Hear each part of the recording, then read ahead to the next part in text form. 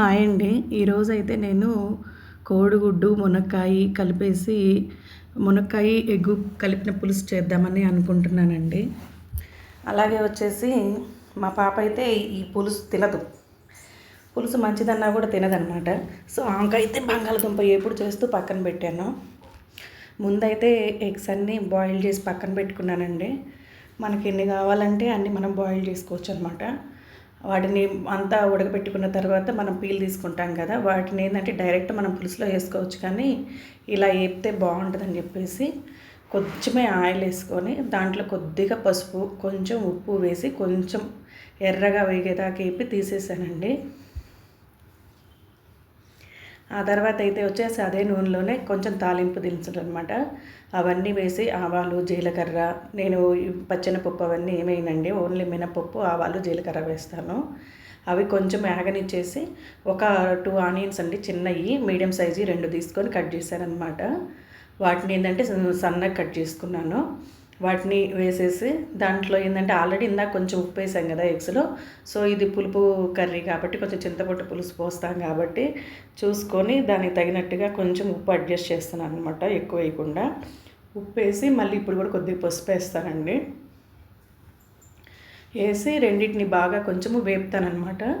వేపేసేదాన్ని అవి కొద్దిగా వేగిన తర్వాత అప్పుడు కొంచెము మునక్కాయలు వేసుకోవడం అనమాట. చెప్పాను కదా బంగాళదుంప ఎప్పుడో పక్కన చేస్తున్నాను అని చెప్పేసి, అది అనమాట.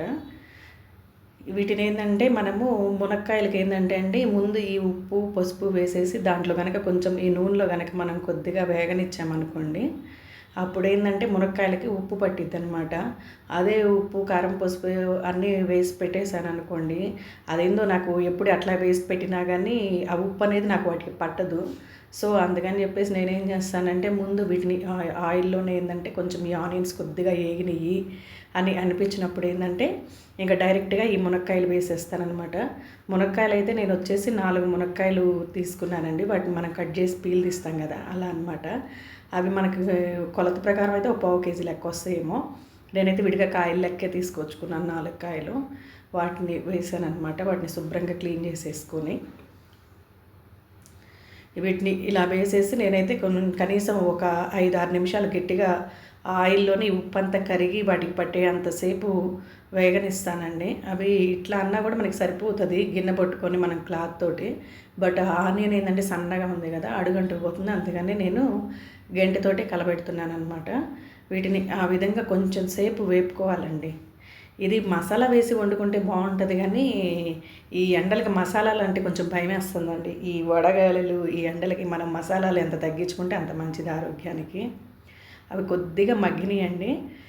ఇంకా సరే అని చెప్పేసి దీనికి మనం ఎలాగో చింతపండు వేస్తాం కాబట్టి కొద్దిగా అనమాట నేను టమాటాలు 2 తీసుకున్నాను. ఆ ఎగ్స్ అనేది ఇందా చెప్పాను కదా, అవి అనమాట. ఇవన్నీ వేసేసేసి కొంచెం సేపు ఉడకనిచ్చానండి. ఆ టమాటాలు అనేది ఏంటంటే మగ్గిందనమాట. ఇవన్నీ ఇంకొంచెం కరిగింది కాబట్టి ఇంకా మునక్కాయ పట్టుకొని చూసాను, కొద్దిగా మనకేంటంటే 35 కూడా కాదు, 60% ఉడికింది అది. సో ఇంకా ఈ పులుపులో ఏంటంటే రిమైనింగ్ ఉడికిద్దిలే అని చెప్పేసి చింతపండు పులుసు పోస్తున్నాను. అదే మనం మునక్కాయ అంతా ఉడికేదాకా టమాటాలోనే ఉంచేసామనుకోండి, పులుసులో వేస్తే ఇంకా మనకి కాయలాగా ఉండదు, ముక్క అంతా విడిపోతుంది.